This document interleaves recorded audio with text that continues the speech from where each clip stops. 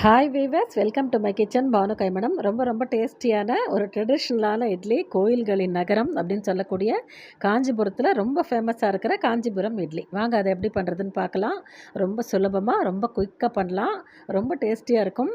நல்ல சுளையாக விட்டுக்கிட்டு நல்ல சாஃப்டாக இருக்கும். இதில் சுக்கோட வாசனை, மிளகோட வாசனை, நெய்யோட வாசனை, முந்திரி பருப்பு, சீரகம்னு ரொம்ப ட்ரெடிஷ்னலான ஒரு ரெசிபிங்க. எனக்கு ரொம்ப பிடிச்ச ரெசிபி. இன்றைக்கி அதை தான் ஷேர் பண்ணியிருக்கேன். இதை 2 மெத்தடில் நான் உங்களுக்கு ஊற்றி காமிச்சிருக்கேன். ஒன்று டம்ளர்லேயும் ஊற்றி காமிச்சிருக்கேன், இன்னொன்று சாதாரண இட்லி தட்டுலேயும் மந்தார இலை யூஸ் பண்ணி ஊற்றி காமிச்சிருக்கேன். வீடியோவை ஸ்கிப் பண்ணாமல் ஃபுல்லாக பாருங்கள். இப்போ தான் என்னோட சேனலை ஃபஸ்ட் டைம் பார்க்குறீங்கன்னா பானு கைமணம் சேனலை லைக் பண்ணுங்கள், வீடியோவை ஷேர் பண்ணுங்கள், மறக்காமல் சேனலுக்கு சப்ஸ்கிரைப் பண்ணிக்கோங்க.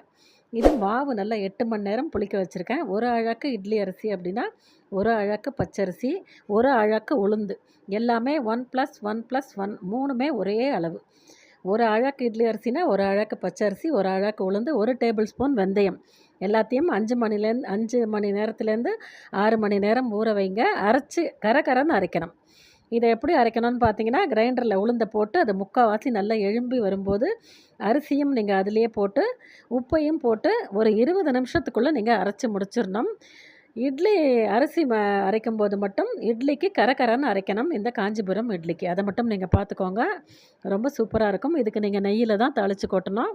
நெய் இல்லை அப்படின்னா கடலெண்ணெய் கூட நீங்கள் யூஸ் பண்ணி தாளிக்கலாம். இப்போ மாவில் 1 இன்ச்சு சுக்கு பொடி நல்லா தூள் பண்ணி போட்டிருக்கேன். நெய்யில் மிளகு, சீரகம், அப்புறம் முந்திரி பருப்பு,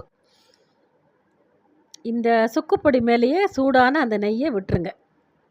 1 குழிக்கரண்டி நெய்யில் மிளகு, சீரகம், முந்திரி பருப்பு, சுக்கு பொடி, கருவேப்பிலை, இவ்வளோ தான் இதுக்கு தாளிப்பு. இதை மாவோடு சேர்த்து நல்லா கலக்கி விட்டுருங்க. மாவு நல்லா திக்காக இருக்கணும், ரொம்ப நீர்க்க இருக்கக்கூடாது, அதை மட்டும் பார்த்துக்கோங்க. இப்போ இட்லி பானையில் தண்ணி நிறைய வச்சுருக்கேன். வழக்கமாக இட்லிக்கு வைக்கிறத விட கொஞ்சம் அதிகமாக வைங்க. ஏன்னா இது 15லேருந்து டம்ளரில் இந்த மந்தார இலை யூஸ் பண்ணி நம்ம ஊற்றி வைக்கும்போது 15லேருந்து ஒரு 18 நிமிஷம் 20 நிமிஷத்துக்குள்ளே கண்டிப்பாக ஆகும். அப்போ தான் அது அடி வரைக்கும் வேகும், இல்லைனா வேகாது. கண்டிப்பாக நீங்கள் 10 நிமிஷம் ஹை ஃப்ளேமில் குக் பண்ணுங்கள், 10 நிமிஷம் ஸ்லோ ஃப்ளேமில் குக் பண்ணுங்கள். டோட்டலாக இது ரெடி ஆகிறதுக்கு எனக்கு 20 நிமிஷம் ஆச்சு. இந்த பெரிய டம்ளர் ஒன்று ஊற்றி வச்சுருக்கேன் பார்த்தீங்களா, அது மட்டும் 20 நிமிஷம் கண்டிப்பாக ஆச்சு. சின்ன டம்ளர் 3 யூஸ் பண்ணியிருக்கேன். அது 15 நிமிஷத்துக்கு அப்புறம் அது வெந்துருச்சு எனக்கு. அதனால் உங்கள் டம்ளரோட ஹைட்டை பொறுத்து அது வேகிற டைமும் அதிகமாகும். அதை மட்டும் கொஞ்சம் கரெக்டாக பார்த்துக்குங்க. இந்த மாதிரி மந்தார இலை யூஸ் பண்ணிங்கன்னா ரொம்ப வாசனையாக அந்த ட்ரெடிஷ்னல் வாசனை உங்களுக்கு அப்படியே கிடைக்கும். இப்போ நான் எடுத்துட்டேன். 15லேருந்து 20 நிமிஷம் வேக வச்சுருக்கேன். இப்போ இலையிலேருந்து நான் அதை எடுக்கிறேன்.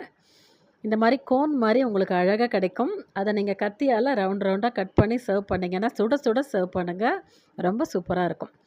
இப்போ அந்த கோன் மாதிரி இது வெந்திருக்கு பார்த்தீங்களா, அதை கத்தியால் கட் பண்ணிக்கோங்க.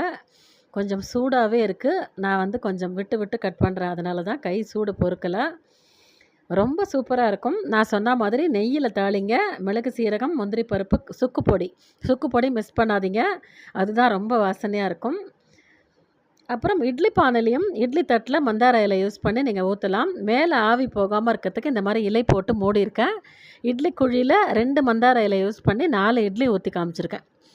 ரவுண்டாக இட்லி மாதிரியும் நீங்கள் இதை ஊற்றலாம். இந்த மாதிரி மெத்தட்லேயும் நீங்கள் இதை ஊற்றி எடுத்துக்கலாம். டம்ளரில் வேணும் கட் பண்ணி சாப்பிட்ணும் அப்படின்னா நீங்கள் டம்ளர்லேயும் ஊற்றிக்கலாம். 2 மெத்தடில் நான் உங்களுக்கு செஞ்சு காமிச்சிருக்கேன். 2மே சூப்பரான மெத்தட் தான். 2லேயுமே ரொம்ப டேஸ்ட்டாக இருந்தது. உங்களுக்கு டம்ளர்லலாம் சரியாக வரல அப்படின்னா நீங்கள் இந்த மாதிரி மந்தார இலையை இட்லி தட்டில் எண்ணெய் தடவி போட்டுருங்க. 4 இட்லி 4 குழியில் ஊற்றிடுங்க. மேலே மந்தார இலை போட்டு மூடிடுங்க. இந்த மாதிரி உங்களுக்கு அந்த மந்தார இலை, தையல் இலை சொல்லுவோம் பார்த்தீங்களா, இது கிடைக்கல அப்படின்னா வாழை இலை கூட நீங்கள் யூஸ் பண்ணலாம். இந்த இலையை அந்த ஒரு குச்சி போட்டு கோத்துருப்பாங்க, அந்த குச்சியை மட்டும் எடுத்துருங்க. அந்த குச்சியை எடுத்துட்டிங்கன்னா உங்களுக்கு வாயில் குத்தாமல் இருக்கும். நான் அந்த குச்சியை எடுத்துட்டேன். எவ்வளோ சாஃப்டாக இருக்குது, உள்ளே சுளையாக விட்டுக்கிட்டு சூப்பராக இருக்கும். அரிசி மட்டும் நீங்கள் நல்ல ரவை பதத்துக்கு கரன்னு அரைக்கணும். அது மட்டும்தான் இதில் நீங்கள் கவனிக்க வேண்டியது. இந்த மாதிரி நீங்கள் ஒரு தடவை செஞ்சு பாருங்கள், ரொம்ப சூப்பராக இருக்கும். இதுக்கு தேங்காய் சட்னி, அப்புறம் வெங்காய சட்னி, கார சட்னி எல்லாமே பிரமாதமாக இருக்கும். நான் இப்போ கத்தியால் இந்த பெரிய டம்ளர் இட்லியை கட் பண்ணி உங்களுக்கு சர்வ் பண்ணி காமிச்சிருக்கேன். சின்ன டம்ளர் இட்லி சின்ன ரவுண்டாக வந்திருக்கு. எவ்வளோ சாஃப்டாக, எவ்வளோ ஃப்ளப்பியாக இருக்குது பாருங்கள். உள்ளே சுளையாக கூடு விட்டுக்கிட்டு பிரமாதமாக இருக்கும். இதே மாதிரி மெத்தடில் நீங்களும் செஞ்சு பாருங்கள். உங்களுக்கு எப்படி வந்ததுங்கிற உங்கள் ஃபீட்பேக்கை மறக்காமல் எனக்கு கமெண்ட் செக்ஷனில் சொல்லுங்கள்.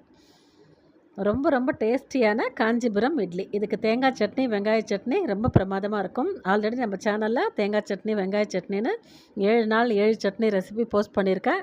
பார்க்காதவங்க பாருங்கள்.